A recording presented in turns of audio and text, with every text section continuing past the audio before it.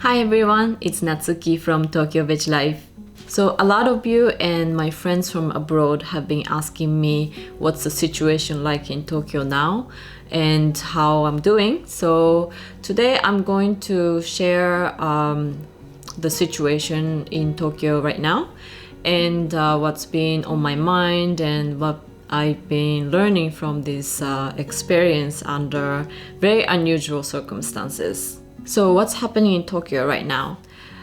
So the end of last month, the government asked people to refrain from holding large-size events such as concerts, exhibitions, expos, festivals, stuff like that. Most of the events were cancelled, and there has been no big events in Tokyo and I guess across Japan. And for me also, I had planned cooking events and yoga workshops for this month, but I decided to cancel all of them. And at that time, I wasn't quite sure if I really needed to cancel everything. But looking back, I guess it was a good idea. Then the things started to change quite dramatically this month because the government asked all the schools to basically close down until the end of spring break, which happens next month in April. Because of the school closed down, parents, well, at least one of the parents had to stay at home and look after the kids. So more and more companies started to allow their employees to work from home. So more and more people working from home, but when you go outside, you see less people than usual, I guess, but people are still out and about, and people are wearing masks, maybe more than before, but Japanese people, they wear masks all the time anyway, especially in this season because it's the pollen allergy season, so a lot of people wearing masks anyway, so it doesn't feel very different from normal days. But maybe the reason why we don't see everyone wearing masks, or some people not wearing masks, is because everywhere you go at any store, masks are all sold out. So it's pretty much impossible to get masks these days. Also last weekend, my husband and I took a trip to Nagano, a weekend trip, and going there we took a train, a long distance train, and it was completely empty. But when we got there, we were quite surprised because the hotel was pretty much fully booked. And coming back, we came back separately and I took a bus, and the bus was quite empty also. So apparently people are getting tired of just staying at home, so they are traveling a lot, quite a lot, but they are traveling in their own cars and not in trains or buses. So people are still out, and restaurants and shops are still open. And maybe 60 to 70% of the people are wearing masks, but not everyone. And it doesn't feel very, very different from normal days.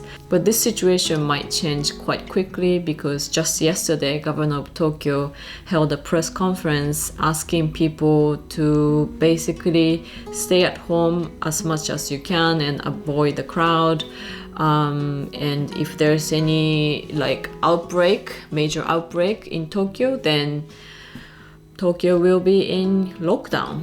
So I don't know how that would change people's behavior going forward, but I guess we'll just have to see. So what's happening with me? So in terms of personal life, my husband also started doing work from home about 2 weeks ago. And I must say it's been quite difficult because he is on the phone all the time. He's doing telephone conference and talking with his colleagues. So I can't make any noise at home, and we live in a very small apartment. So I try to come here to do shooting, do my work, or just go outside and work, I guess. So I've been learning how to cope with having my husband around all the time. And for my husband, it's his first time doing work from home, and he's finding it's workable, but it's not very convenient because before, working at the office, all his colleagues are there, his juniors are there, so whenever he needs something, he can just go over to their desks and talk to them. Whereas now you need to make a phone call or set up a conference call. And a lot of his clients are also working from home, so not being able to meet is definitely not very convenient. But I guess they're adapting to this new working style of work from home. So maybe even after this coronavirus thing, settles down, this work from home work style might stick at a lot of companies. In terms of work life, as I said earlier, all my events for this month, March, were cancelled. And I was planning to do more events next month in April and May, but it doesn't look like I will be able to do any events for a long time. So basically my original plan was to focus on doing offline events for the first half of this year, because I'm building a house in Nagano and we will be moving there once the house is built. But until it's built, I'm in Tokyo, so I wanted to do events and meet people in Tokyo and get to know people in Tokyo, my fans, my viewers. But that's not possible now. So I decided to work on a new project, which I'm working on right now. I'm building a website where I share information about vegan restaurants and vegan products, vegan services, basically my favorite places and things. So with the situation right now, as I said earlier, people are still out and restaurants and shops are all open, but more and more people are staying at home and working from home. So particularly in office areas, restaurants and shops are struggling. Since no one knows when this will end, it's a very scary time for restaurants and shops. So I wanted to make a small contribution on my part in this vegan business community by setting up this website, giving people information about restaurants and shops, and hopefully helping restaurants and shops find more customers. For health, I'm doing just fine, and I'm doing what I can to stay healthy. Like when I go outside, I don't touch all these places and touch my face, and when I come home, I wash my hands. Mostly I'm trying to keep my immune system up by getting good amount of sleep every day, getting daily exercise, doing intermittent fasting, and eating healthy whole plant-based foods. In addition to physical health, I've been trying to maintain a good mental health. So I don't want to go into too much detail, but in the past month, something happened to me that was quite traumatic, and I have been under a lot of stress. So I'm taking self-care routines a lot more seriously. Under these circumstances where there's so much uncertainty in the air and fear and worries in the air, having a very stressful event is not good at all. So I'm really trying to focus on taking care of myself in terms of not just physical health, but also mental health. As for lifestyle in general, I think my husband and I have become even more conscious in terms of sustainable living.